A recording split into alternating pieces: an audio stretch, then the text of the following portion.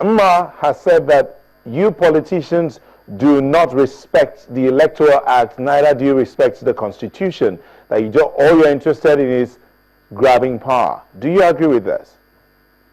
No, I disagree totally with that.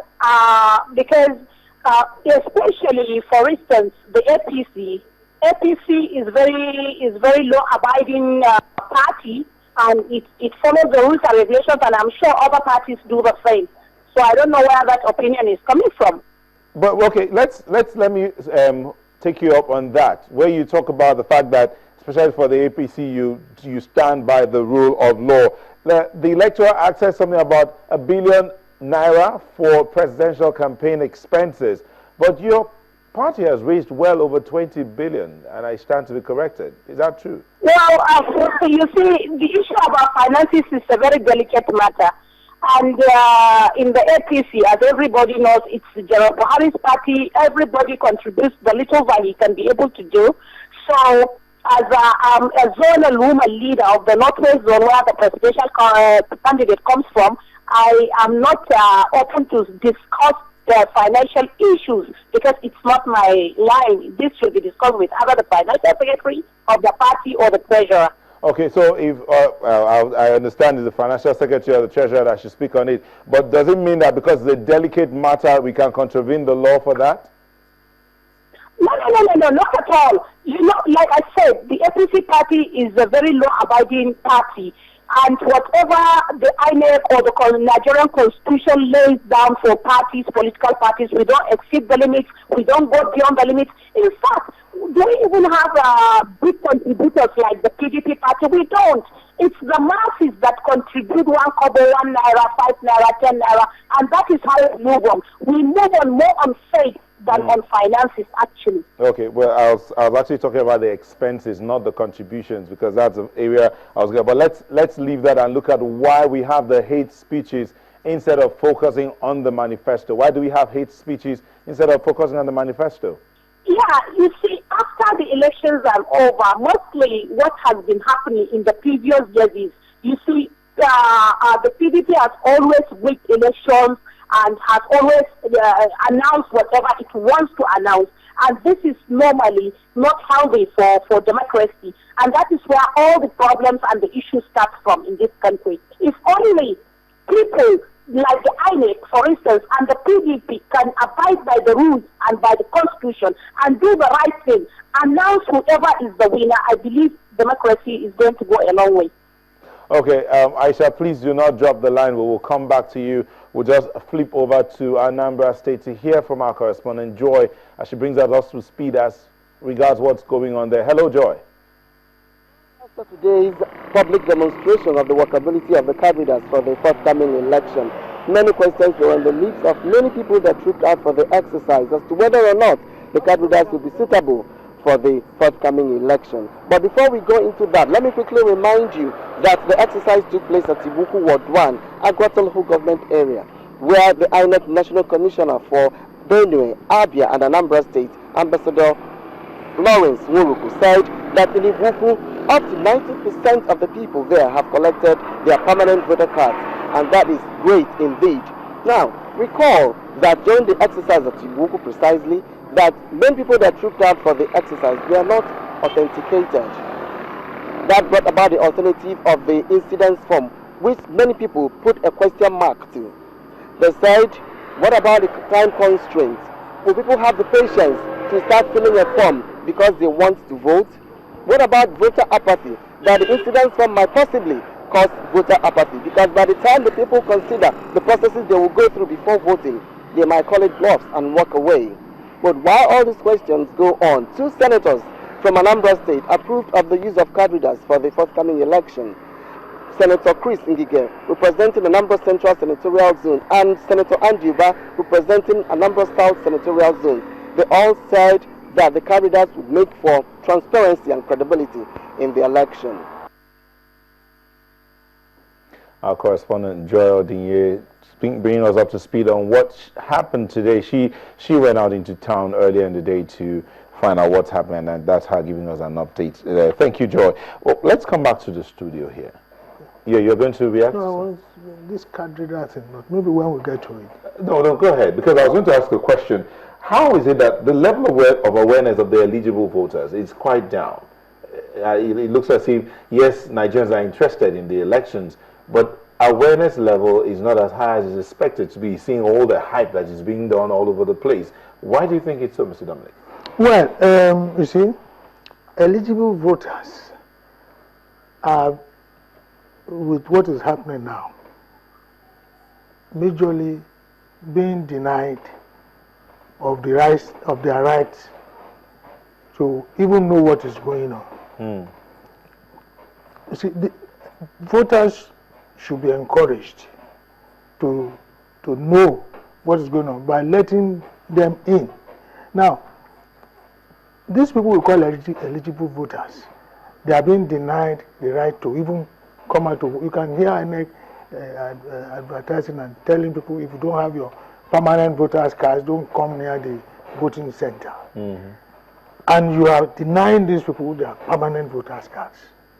When they did the registration, it was frustrating to start with, when they were doing this continuous voters registration, to get these eligible voters we're talking about, to let them have their registration cards. Let me bring in my head, do we stay at this point because some people are not aware of what they should be doing? No.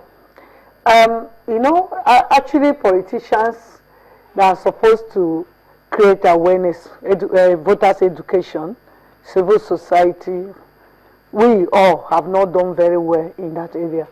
And we're supposed to tell even these card leaders, so many people, especially at the rural areas, who actually have problem with it. We're supposed to have done a lot of voter education, voter awareness campaigns and programs.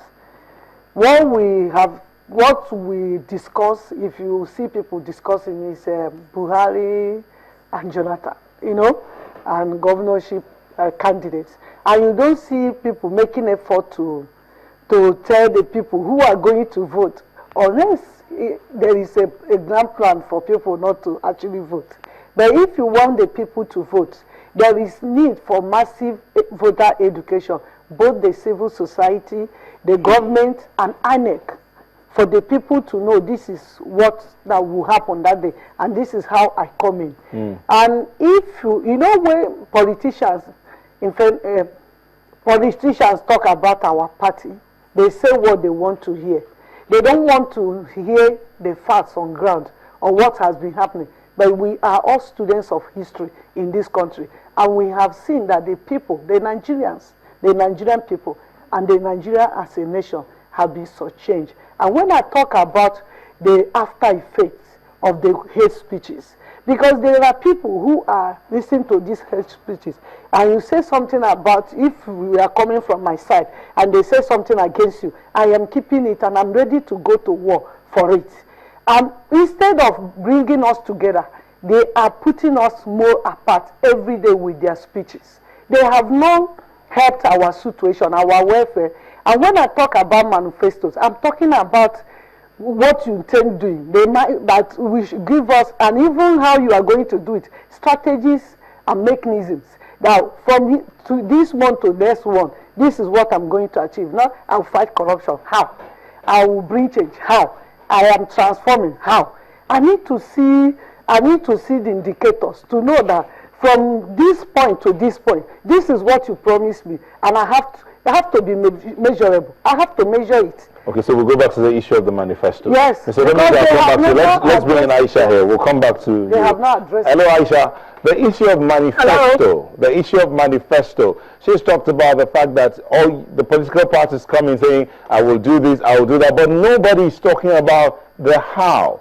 Why are the political parties appearing not to pay attention to their manifesto? Mr. Beng, that's not right. Let me tell you something about All Progressive Congress. That is my party. That's what I will talk about. You understand? We have everything lined up. We intend to do what we say. In fact, if you take the antecedent of our presidential candidate, he's not a liar. He has never lied all his life, and we follow his example because he is the leader of our party. It's because we trust in him, that's why we voted him as a presidential candidate. We do follow the manifesto. What she said is, for instance, let me take an example of one thing she said about the corruption issue. The corruption comes as a necessity sometimes, in the sense that when you have, let's take the police, for instance, you have the paramilitary and you're not paying them for 3 to 4 months. How do you expect somebody that has not gotten his salary to discharge his duty diligently and do the right thing and do it by the book when you have not even paid his salary for 3 to 4 months? These are junior officers. How do you expect them to survive? They have children, they have families, they go to school, they get sick, and what have you. So you see, if you are going to pay your salary on time, like if you're expected to pay your salary at 30th of the month, you pay it on the 27th or on the 30th of the month. There is nobody that needs to go out of his way to take any bribery. For one. For two, another thing is you raise their salary according to their level, in the sense that all the people in this country are seriously underpaid. When you look at our salary structure with the one out of this country, you understand, like in the Western world. But all the same, we may not be able to do as much as they are doing because we are a third world and we are still developing and we are growing. But we can do as much. Aisha, we can do the right thing. Aisha, the question that she's asking is the how. She's not a politician. She's a human rights activist. Yeah. She's asking the how. We will fight corruption, we'll pay salaries. How are you going to ensure that this is done? That's the question she's asking. But if you don't mind, let me get Mr. Dominic to come in here because we really are running out of time. So real quick, how? You see, how would you carry on with the transformation? You're talking about transformation. You're talking about change. Yes, with regards to manifestos, I said it before. We've been dishing out a lot of that. We are a government, the incumbent government, and we've been talking about what the government has been doing and what it intends to do. That's manifesto. We talked about agri, we talked about aviation, we talked about education, revolution everywhere. The question she's asking is the how. Yes, that is the plan. Is there a plan? What's the plan? Plan. Yes. The plan is we have done it. We have been doing it. It has been succeeding. So what we have to continue. You don't change a winning team. That's we are going to continue doing these things and improve on what we have been doing. But you see, we were talking about awareness of the voters. Yes. Telling the people and educating them. We're talking and I was making the point that if you are excluding the people from voting, the people who you want them to vote, you have excluded them from voting. And you are talking, INEC is talking about 100%, 70% distribution of cards. Okay. These cards are distributed to who? Okay. Millions of people are still going all over the place asking for their cards. All right, we'll go on we want INEC to give them their cards. Break, Mr. Dominic. Who wants we have to go on break. Thank you. We'll take another break and we'll come back to continue the conversation. Please don't go away.